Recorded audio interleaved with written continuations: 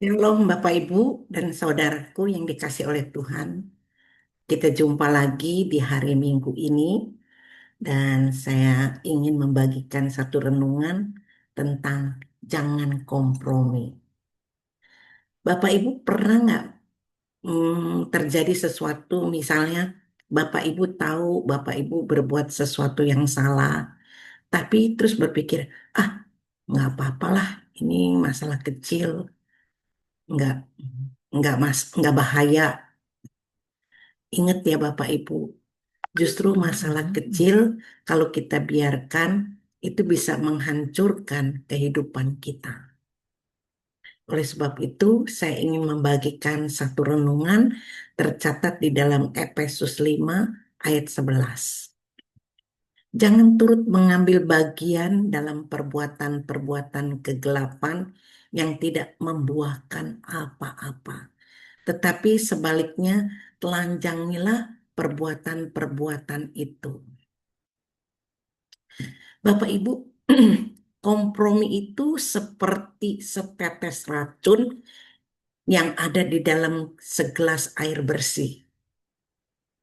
Air itu masih kelihatan jernih, tapi sebenarnya sudah tidak layak diminum. Nah, kompromi itu tidak langsung menghancurkan, tapi melemahkan perlahan-perlahan. Iblis itu tidak selalu menyerang kita secara frontal. Ya, kadang dia hanya menawarkan sedikit-sedikit, kelonggaran sedikit, cuma bohong kecil kok nggak apa-apa, ya. Nonton sebentar sedikit aja nggak apa-apa. Cuma ikut-ikutan gosip nggak apa-apa. Lama-lama hati kita terbiasa dengar orang yang melakukan itu atau dengar sesuatu yang mengatakan nggak apa-apa.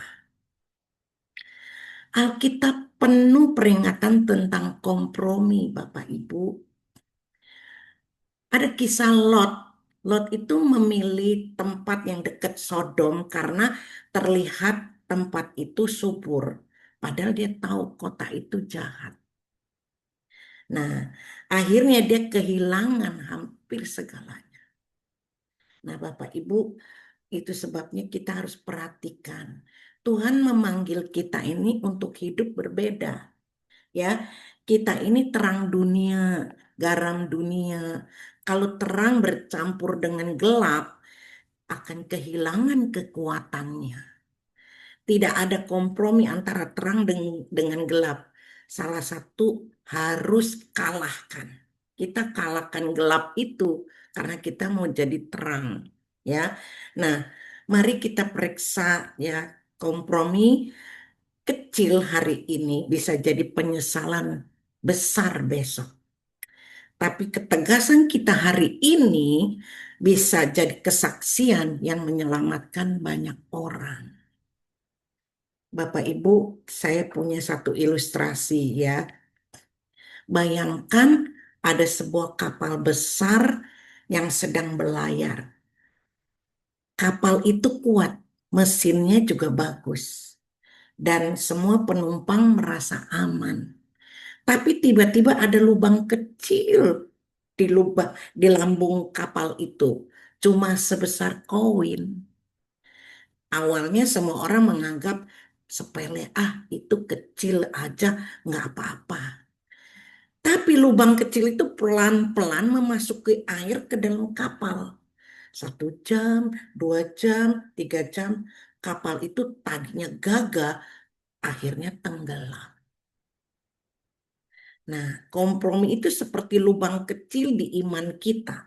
Tidak langsung terlihat berbahaya, Bapak Ibu, tapi kalau dibiarkan akan menghancurkan seluruh perjalanan hidup kita. Oleh sebab itu, Bapak Ibu, mari kita perhatikan. Hal kecil kalau itu salah, jangan kita biarkan. Kita harus cepat-cepat membereskannya. Tuhan Yesus memberkati dan jangan lupa beribadah. Tuhan sayang kita semua. Amin.